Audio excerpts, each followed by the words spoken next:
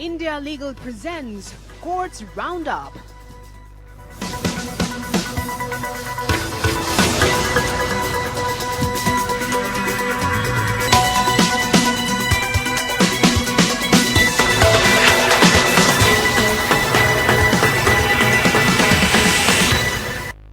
नमस्कार, मैं हूं आपके साथ रेशु त्यागी। कोर्ट्स राउंड अप में आप सभी का स्वागत है।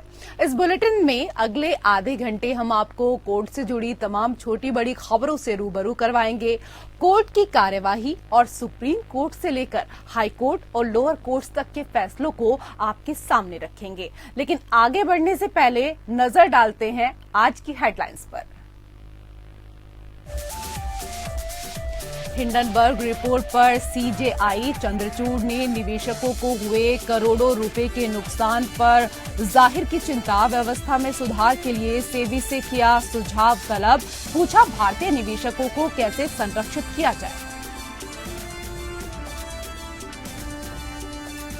सुप्रीम कोर्ट में 2 और जजों की नियुक्ति पर मुहर। राष्ट्रपति ने नियुक्ति के लिए जारी किया वारंट। कॉलेजियम ने की थी नियुक्ति की सिफारिश। पूरी हुई सुप्रीम कोर्ट में 34 जजों की संख्या।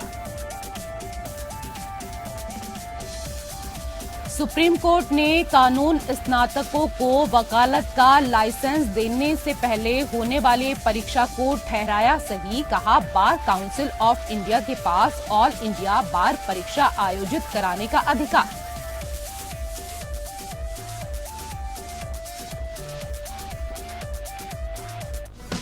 India Legal presents Courts Roundup.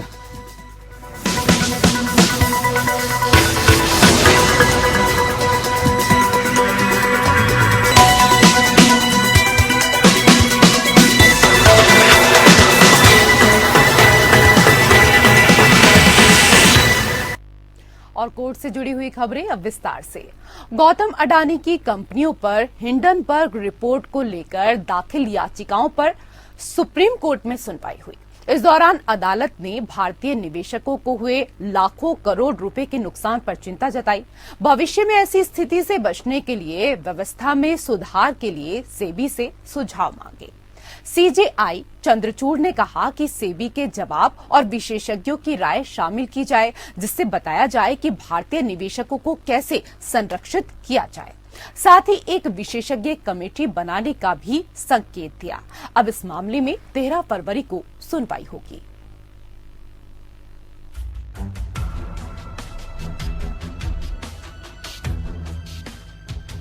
Gautam Adani की कंपनियों पर हिंडनबर्ग रिपोर्ट को लेकर दाखिल याचिकाओं पर सुप्रीम कोर्ट में सुनवाई हुई।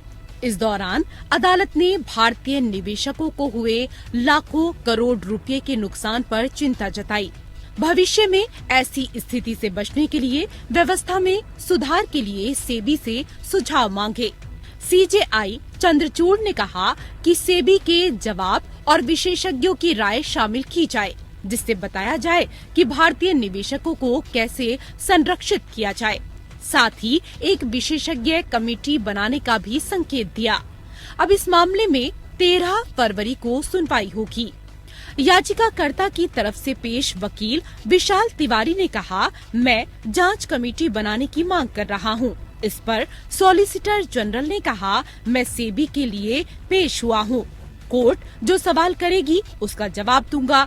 इसके बाद सीजेआई ने कहा, हमारी चिंता ये है कि भारतीय निवेशकों के हित कैसे सुरक्षित रख सकते हैं। सीजेआई डीवाई चंद्रचूड़ ने कहा कि 3 से 4 मिनट में शॉर्ट सेल के जरिए काफी ट्रेड हो जाता है। रिपोर्ट्स के हिसाब से निवेशकों का लाखों करोड़ रुपए का नुकसान हुआ है। सीजेआई ने कहा कि हम कैसे सुनिश्चित करें कि भविष्य में ऐसी स्थिति से बचा जा सके। सॉलिसिटर जनरल ने कहा कि अभी तुरंत इस पर कुछ कहना सही नहीं होगा, लेकिन हम कोर्ट की चिंता से सहमत हैं। सीजेआई ने कहा कि आप सोमवार को बताइए कि मौजूदा व्यवस्था क्या है और इसमें कैसे सुधार हो सकता है। इस पर भी विचार करें कि क्या हम एक विशेषज्ञ कमेटी बना सकते हैं जिसमें जानकार लोग हों, कोई पूर्व जज भी हो। उन्होंने कहा कि सिर्फ धनी लोग निवेश नहीं करते, मध्यम वर्ग के लोग भी करते हैं। आप वित्त मंत्रालय सेबी वगैरह से चर्चा कर हमें बताएं। कमेटी की बात हम तक पहुंचाने के लिए एमिकस क्यूरी की भी नियुक्ति कर सकते हैं। सीजेआई ने कहा, हम इस मामले में एक कमेटी गठित करने पर विचार कर सकते हैं जो ये देखे कि क्या इस मामले में कोई कानून बनाया जा सकता है। सीजेआई ने कहा, हमारा मत है कि सरकार के कार्यक्षेत्र में हस्तक्षेप नहीं चाहते हैं, इसलिए व्यापक नजरिए से देखने की जरूरत है। सीजेआई ने कहा कि हमने याचिकाओं के दायरे को बढ़ाया है। आप भी यही चाहते हैं कि निवेशकों का हित संरक्षित रहे और हम उसी दिशा में काम करेंगे। 13 फरवरी को आपके मामले पर भी सुनवाई की जाएगी। Bureau report.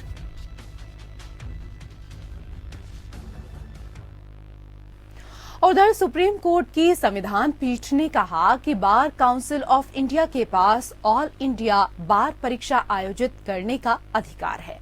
कोर्ट ने कहा, ऑल इंडिया बार एग्जामिनेशन को पूर्व नामांकन या नामांकन के बाद आयोजित किया जाना चाहिए। ये एक ऐसा मामला है जिसे बीसीआई तय कर सकता है। सुप्रीम कोर्ट ने अखिल भारतीय बार परीक्षा की वैधता को बरकरार रखा, जिसे अदालतों के सामने अभ्यास करने की अनुमति देने के लिए कानून स्नातकों को लेने की आवश्यकता होती है। Justice Sanjay Kishan Kaul, justice Sanjiv Khanna, justice AS Oka, Vikram नाथ और जस्टिस जेके माहेश्वरी ने 2 दिनों की सुनवाई के बाद भारतीय बार काउंसिल द्वारा सितंबर में आयोजित योग्यता परीक्षा की वैधता को चुनौती देने वाली याचिकाओं के एक बेंच पर अपना फैसला सुरक्षित रख लिया था।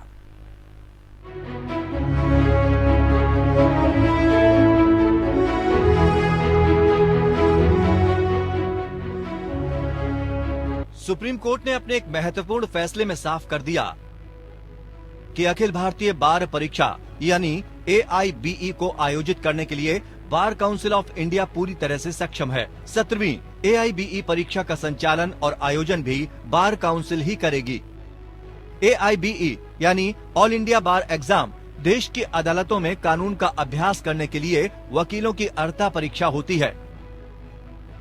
इसमें सफल रहने पर देश की अदालतों में प्रैक्टिस यानी वकालत करने का लाइसेंस मिलता है। संविधान पीठ ने 1999 के वी सुधीर बनाम बार काउंसिल ऑफ इंडिया फैसले को भी खारिज कर दिया, जिसमें कहा गया था कि एडवोकेट एक्ट की धारा 24 में उल्लिखित शर्तों के अलावा कोई भी शर्त लीगल प्रैक्टिस करने के इच्छुक व्यक्ति पर नहीं लगाई जा सकती है। जस्टिस एसके कौल की अध्यक्षता वाली 5 न्यायाधीशों की संविधान पीठ ने कहा कि अखिल भारतीय बार परीक्षा यानी AIBE को आयोजित करने के लिए ऐसे नियमों और नियमों को तय करने हेतु अधिनियम या एडवोकेट्स एक्ट के तहत बार काउंसिल ऑफ इंडिया के लिए ये पर्याप्त शक्तियां हैं। इसका प्रभाव ये होगा कि ये BCI पर छोड़ दिया जाता है कि AIBE को किस स्तर पर नामांकन से पहले या बाद में आयोजित किया जाना है। अदालत का आदेश उस याचिका पर आया है जिसमें AIBE से संबंधित कई मुद्दों की जांच की गई थी, जिसमें BCI द्वारा अधिवक्ता अधिनियम 1961 के तहत किस स्तर पर परीक्षा निर्धारित की जा सकती है। सुप्रीम कोर्ट में जस्टिस एसके कौल की अध्यक्षता वाली 5 सदस्यीय संविधान पीठ में जस्टिस संजीव खन्ना, जस्टिस एएस ओका, जस्टिस विक्रम नाथ और जस्टिस जेके माहेश्वरी भी शामिल थे। पीठ ने मामले में दलीलें सुनने के बाद पिछले साल सितंबर में अपना फैसला सुरक्षित रख लिया था। शीर्ष अदालत ने मार्च 2016 में कहा था कि निर्धारण के लिए उठाए गए प्रश्नों में से एक ये था कि क्या BCI बार में अभ्यास जारी रखने के लिए योग्यता की शर्त के रूप में वकील के नामांकन के बाद परीक्षा निर्धारित करने के लिए सक्षम है। शीर्ष अदालत ने कहा था कि निर्धारण के लिए आने वाले प्रश्न सामान्य रूप से कानूनी पेशे को प्रभावित करने वाले काफी महत्वपूर्ण हैं और संविधान पीठ द्वारा आधिकारिक रूप से उत्तर देने की आवश्यकता है। इस प्रकार उसने 3 प्रश्नों का उल्लेख किया था, जिसमें ये शामिल था कि क्या अधिवक्ता अधिनियम 1961 की धारा 24(3)D के तहत बनाए गए बार काउंसिल ऑफ इंडिया प्रशिक्षण नियम 1995 के संदर्भ में पूर्व नामांकन प्रशिक्षण को BCI द्वारा वैध रूप से निर्धारित किया जा सकता है, और यदि सुधीर बनाम बार काउंसिल ऑफ इंडिया और अन्य के फैसले पर 5 जजों की बेंच द्वारा विचार करने के लिए पुनर्विचार की आवश्यकता है। Bureau report. भारत में बीबीसी पर प्रतिबंध लगाने की मांग पर सुनवाई से सुप्रीम कोर्ट ने मना कर दिया है। कोर्ट ने इस बारे में हिंदू सेना के अध्यक्ष विष्णु गुप्ता की तरफ से दाखिल याचिका खारिज कर दी है। याचिका में 2002 के गुजरात दंगों पर बीबीसी की डॉक्यूमेंट्री को भारत को अस्थिर करने की साजिश बताया गया था और इस साजिश की राष्ट्रीय जांच एजेंसी से जांच की भी मांग की गई थी।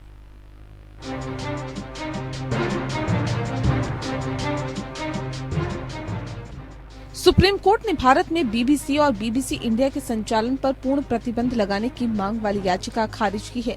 याचिका में एनआईए को निर्देश देने की भी मांग की गई थी कि वो भारत विरोधी और भारत सरकार विरोधी रिपोर्टिंग या डॉक्यूमेंट्री बनाने वाले पत्रकार सहित शॉर्ट फिल्म के खिलाफ जांच करे। दरअसल 2002 के गोधरा दंगों को लेकर प्रधानमंत्री मोदी पर बनी बीबीसी की डॉक्यूमेंट्री पर सरकार ने बैन लगा दिया। बैन के खिलाफ सुप्रीम कोर्ट में याचिका दायर की गई है। जस्टिस संजीव खन्ना और जस्टिस एम सुंदरेश के खंडपीठ ने याचिका को बिल्कुल गलत करार देते हुए खारिज कर दिया। याचिका हिंदू सेना की ओर से दायर की गई थी। इसमें हिंदू सेना ने भारत में ब्रिटिश ब्रॉडकास्टिंग कॉर्पोरेशन बीबीसी के कामकाज पर रोक लगाने और बीबीसी पर भारत में बैन लगाने की मांग की थी। हिंदू सेना की याचिका में कहा गया था कि बीबीसी द्वारा भारत की एकता और अखंडता तोड़ने की साजिश की जांच एनआईए द्वारा करवाई जानी चाहिए और भारत में बीबीसी पर बैन लगाया जाना चाहिए। वकील ने पीठ से अन्य याचिकाओं के साथ मामले को पोस्ट करने का अनुरोध किया, जो documentary India the Modi question तक सार्वजनिक पहुंच को रोकने के केंद्र के आदेश को चुनौती देते हैं। हालांकि पीठ सहमत नहीं हुई और ये कहते हुए याचिका को खारिज कर दिया कि रिट याचिका पूरी तरह से गलत है, इसमें कोई दम नहीं है और इसे खारिज किया जाता है। याचिका में कहा गया था कि बीबीसी द्वारा भारत में व्याप्त शांति और राष्ट्रीय अखंडता को बाधित किया जा रहा है। बीबीसी द्वारा प्रकाशित विभिन्न न्यूज आर्टिकल्स का उल्लेख करते हुए यह आरोप लगाया गया है कि बीबीसी भारत विरोधी और भारत सरकार विरोधी प्रचार का काम कर रहा है। ये एसआईटी जांच का समर्थन करने वाले 2022 के सुप्रीम कोर्ट के फैसले पर निर्भर करता है, जिसने गुजरात दंगों में राज्य के अधिकारियों द्वारा बड़ी साजिश को खारिज कर दिया था। सुप्रीम कोर्ट ने केंद्र को बीबीसी वृत्तचित्र इंडिया द मोदी क्वेश्चन को ब्लॉक करने के अपने फैसले से संबंधित प्रासंगिक रिकॉर्ड पेश करने के लिए कहा है। इस मामले पर सुनवाई अब अप्रैल में होनी है। वरिष्ठ पत्रकार एन राम, टीएमसी सांसद महुआ मोइत्रा और एडवोकेट प्रशांत भूषण की ओर से वरिष्ठ वकील सीयू सिंह ने सुप्रीम कोर्ट को बताया कि ये एक ऐसा मामला है जहां सार्वजनिक डोमेन में आदेश दिए बिना आपातकालीन शक्तियां लागू की गई। उन्होंने बताया कि डॉक्यूमेंट्री के लिंक शेयर करने वाले ट्वीट ब्लॉक कर दिए गए। इस पर सुप्रीम कोर्ट ने कहा कि हम सरकार से इससे जुड़े आदेश की फाइल मांग रहे हैं और इसकी जांच करेंगे। Bureau report. उधर कन्नड़ सुपरहिट फिल्म कांतारा के निर्माता और निर्देशक को सुप्रीम कोर्ट ने बड़ी राहत दी है। फिलहाल फिल्म के वरहा रूपम गाना को नहीं हटाया जाएगा। सुप्रीम कोर्ट ने सिविल कोर्ट के आदेश तक गाना हटाने के केरल हाई कोर्ट के फैसले पर रोक लगा दी है।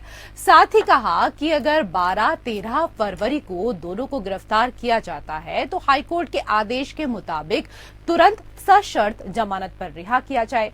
सुप्रीम कोर्ट ने मामले में नोटिस जारी कर पक्षकारों से जवाब मांगा।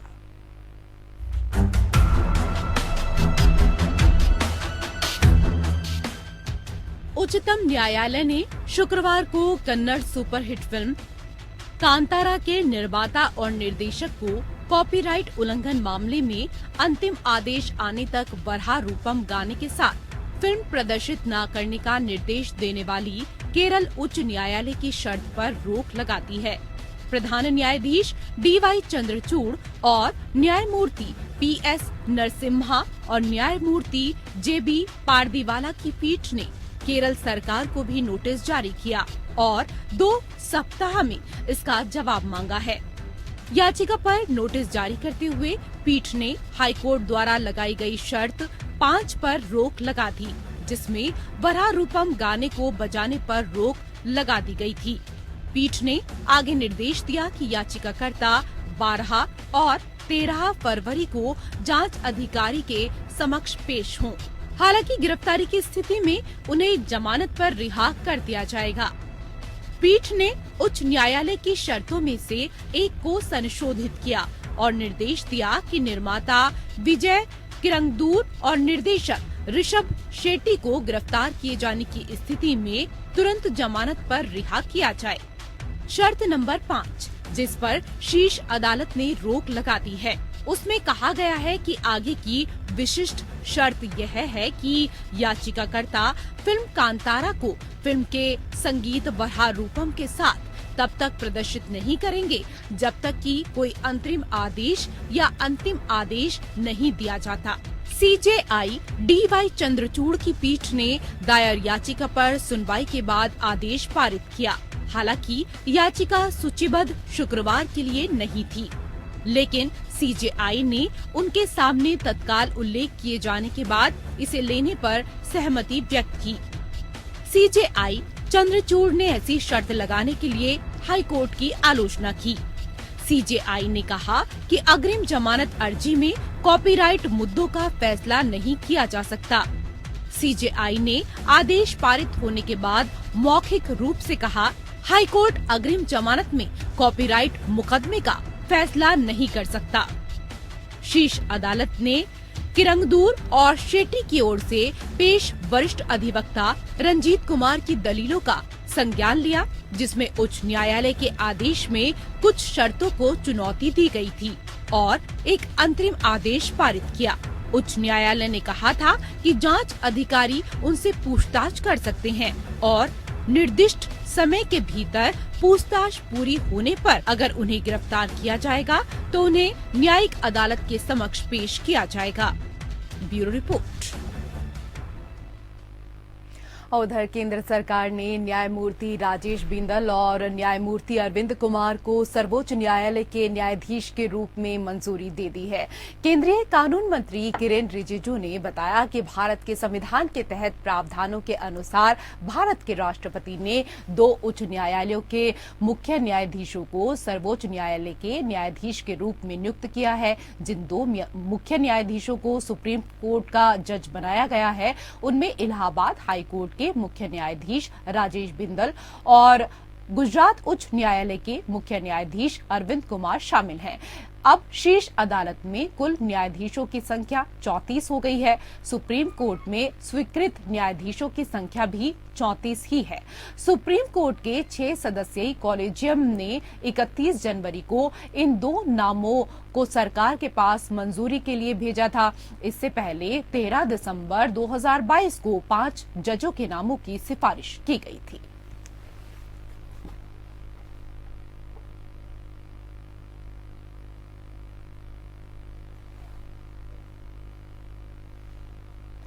सुप्रीम कोर्ट को 2 नए जज मिले हैं। अब जजों की संख्या बढ़कर 34 हो गई है।